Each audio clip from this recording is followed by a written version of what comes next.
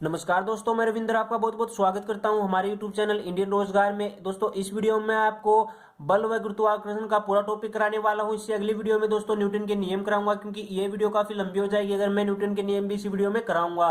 तो अगली वीडियो में न्यूटन के नियम करा दूंगा। इस वीडियो में आपको बल व गुरुत्वाकर्षण का पूरा टॉपिक कराने वाला हूँ। खासतौर पर इंडियन नेवी MR के लिए होने वाली है, तो शुरू से लेकर लास्ट तक इस वीडियो को देखते रहेगा। आपका एक क्वेश्चन इससे बन सकता है बल व गुरुत्वाकर्षण से।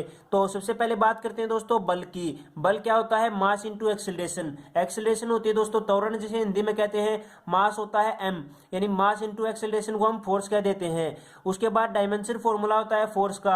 डायमेंशन फॉर्मूला की बात करें तो फोर्स की वो होता है mLT-2। इसे आप डायरेक्टली याद कीजिए, इसकी डिटेल में मत जाइए। इससे ज्यादा आपका जो है नहीं पूछा जाएगा। ये भी दोस्तों पूछा जाए तो पूछा जाए, वरना इसके भी चांसेस नहीं है कि आपको डायमेंशन फॉर्मूला पूछ लिया जाए उसका फोर्स का। यहाँ पर दोस्तों mLT-2 होता है, फिर भी आपको जो है पता होना चाहिए कि आपको जो है फोर्स का डायमेंशन फॉर्मूला क्या होता है, mLT-2।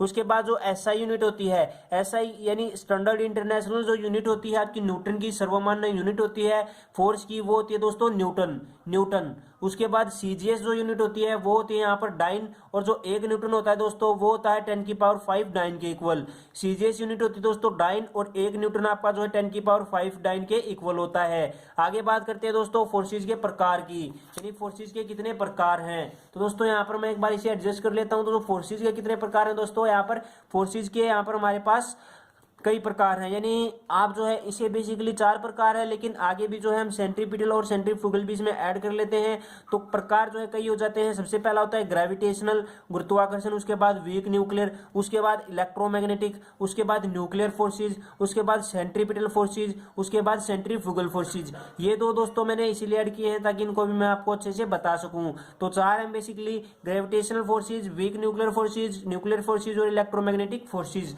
अब बात करते हैं कुछ इंपॉर्टेंट टर्म की। दोस्तों जो न्यूक्लियर फोर्सेज होते हैं वो आपके स्ट्रॉन्गेस्ट फोर्सेज होते हैं नेचर में, यानी अब तक जो सबसे स्ट्रॉन्गेस्ट फोर्सेज है दोस्तों वो आपके जो है न्यूक्लियर फोर्सेज हैं। उसके बाद जो सबसे कमजोर फोर्सेज होते हैं, यानी जो सबसे कमजोर फोर्सेज होते हैं दोस्तों वो होते हैं आपके यहाँ पर gravitational forces are weakest forces in nature. जो गुरुत्वाकर्षण बल होता है दोस्तों वो बहुत ही कम होता है, यानी बहुत ही वीक इन नेचर होता है, बहुत ही कमजोर जो है बल होता है। उसके बाद बात करते हैं दोस्तों जो न्यूक्लियर फोर्सेज होते हैं, आपके जो न्यूक्लियर बल होते हैं वो आपके 1,000 गुना स्ट्रोंगर होते हैं इलेक्ट्रोमैग्नेटिक फोर्सेज से, यानी न्यूक्लियर फोर्सेज तो स्ट्रोंगेस्ट हैं, और ये इलेक्ट्रोमैग्नेटिक से कंपेयर करें तो 100 गुना ज्यादा जो है ये तगड़े हैं, ज्यादा स्ट्रोंग हैं। उसके बाद अगली बात करें तो सेंट्रीपिटल फोर्सेज दोस्तों सेंटर की टुवार्ड लगते हैं, यानी कोई भी ये सर्कुलर है, सर्कुलर मोशन के पार्ट होते हैं दोस्तों। सर्कुलर मोशन के टाइप होते हैं सेंट्रीपिटल मोशन और सेंट्रीफ्यूगल मोशन। इसे फोर्सेज में लाएं तो सेंट्रीपिटल फोर्स और सेंट्रीफ्यूगल फोर्स आ जाएगा।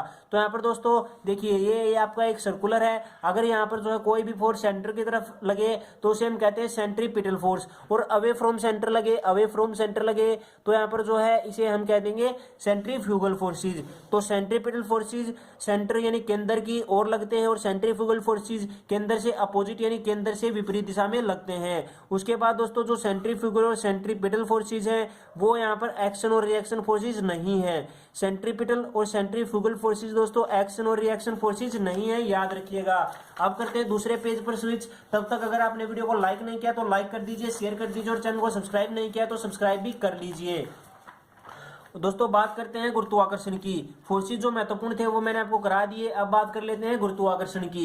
गुरुत्वाकर्षण में क्या होता है दोस्तों, जो गुरुत्वाकर्षण है, ग्रेविटेशन है, इसकी खोज दोस्तों न्यूटन ने 1686 में की थी। कब की थी? 1686 में। वो फॉर्मूला भी आपको पता होगा, वो जो है आपको एक लॉजिक पता होगा कि वो पेड़ के नीचे बैठा था, उसे सेब गिरती हुई दिखी और उसने जो है गुरुत्वाकर्षण का जो है नियम खोजा था। तो वो तो दोस्तों आप याद रख लीजिए, वो पूछा नहीं जाएगा। आगे बात करते हैं गुरुत्वाकर्षण की। गुरुत्वाकर्षण ग्रेविटेशन की खोज दोस्तों न्यूटन ने 1686 में की थी। यहाँ पर जो इसका फॉर्मूला होता है वो होता है F=G m1m2/r²।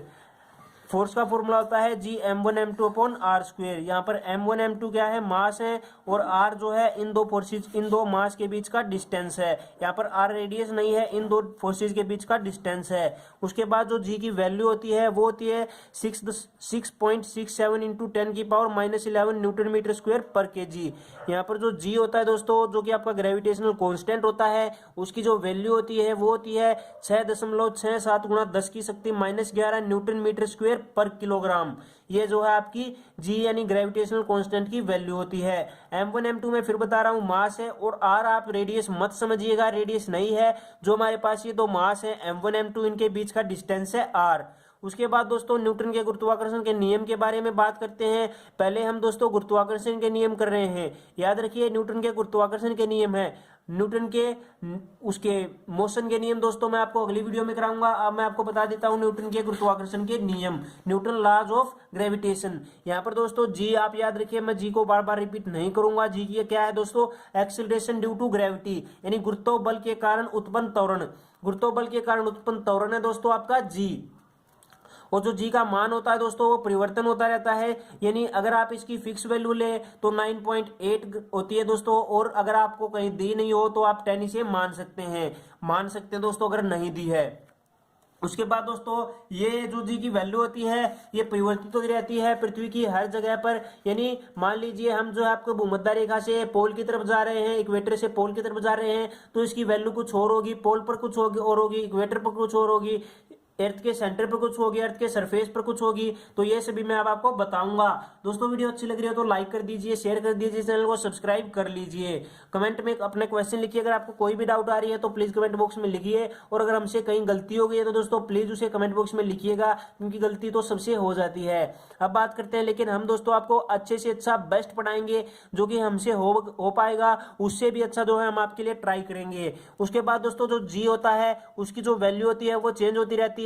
अगर हम भूमध्य रेखा यानी इक्वेटर से ध्रुव यानी पोल की ओर जाएंगे तो दोस्तों जो जी का मान है वो बढ़ेगा, यानी इक्वेटर भूमध्य रेखा से पोल पर जाएंगे, यानी भूमध्य रेखा पर जो का वैल्यू जो है 0 होती है, और पोल पर जो है मैक्सिमम होती है। मिनिमम से मैक्सिमम जाएंगे तो दोस्तों इसका मान क्या होगा, बढ़ेगा।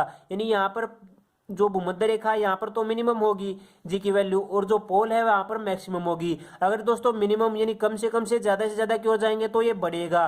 तो इसी प्रकार भूमध्य रेखा से अगर आप ध्रुव की तरफ जाएंगे तो जी का मान जो है बढ़ेगा। उसके बाद दोस्तों अगर हम जो है इक्वेटर से पोल की ओर जाएंगे तो आपका जो ग्रेविटेशन का मान है, जी का मान है, वो इंक्रीज करेगा, बढ़ेगा। और अगर आप पोल से इक्वेटर की तरफ जाओगे यानी ज्यादा से कम की तरफ जाओगे तो मान घटेगा।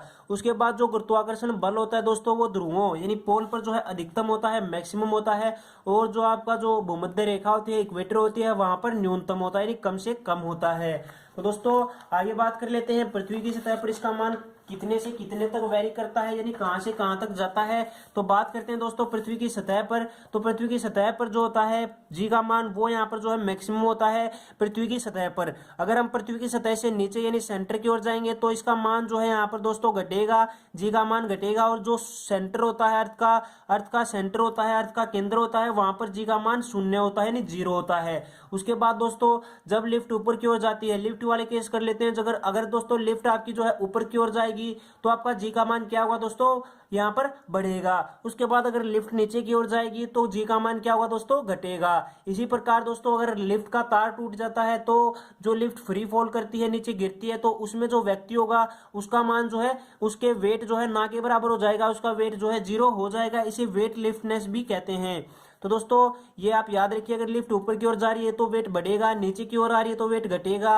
अगर फ्री फॉल होती है, तार टूट जाता है, तो जो है यहाँ पर उसका व्यक्ति का वेट जो है 0 हो जाएगा, 0 हो जाएगा। आगे बात करते हैं दोस्तों पलायन वेग की। पलायन वेग क्या होता है दोस्तों, पलायन वेग होता है एस्केप वेलोसिटी। एस्केप वेलोसिटी से इंग्लिश में कहा जाता है यह दोस्तों न्यूनतम चाल होती है। मैं आपको बता देता हूं, आप देखिए सुन लीजिए दोस्तों, यानी जो एस्केप वेलोसिटी होती है वो कम से कम स्पीड होती है, मिनिमम स्पीड होती है, कम से कम चाल होती है। अगर हम किसी भी चीज को उस मिनिमम चाल से दोस्तों अगर हम जो है उसे एक्सपोर्ट करेंगे, उसे फेंकेंगे, उसे जो है यहाँ पर एक्सपोर्ट कर देंगे, तो वो जो है पृथ्वी के अंदर से यानी पृथ्वी का जो गुरुत्वाकर्षण बल है, पृथ्वी का जो ग्रेविटेशनल फोर्स है उससे बाहर चला जाएगा। तो यहाँ पर ये जो मिनिमम स्पीड होती है उसे हम एस्केप वेलोसिटी कहते हैं, यानी यह न्यूनतम चाल स्पीड होती है जिसे प्राप्त करने के बाद कोई वस्तु या पिंड पृथ्वी के गुरुत्वाकर्षण क्षेत्र से बाहर चली जाए और फिर पृथ्वी पर वापस न आए। तो ये दोस्तों जो है आपकी एस्केप वेलोसिटी होती है।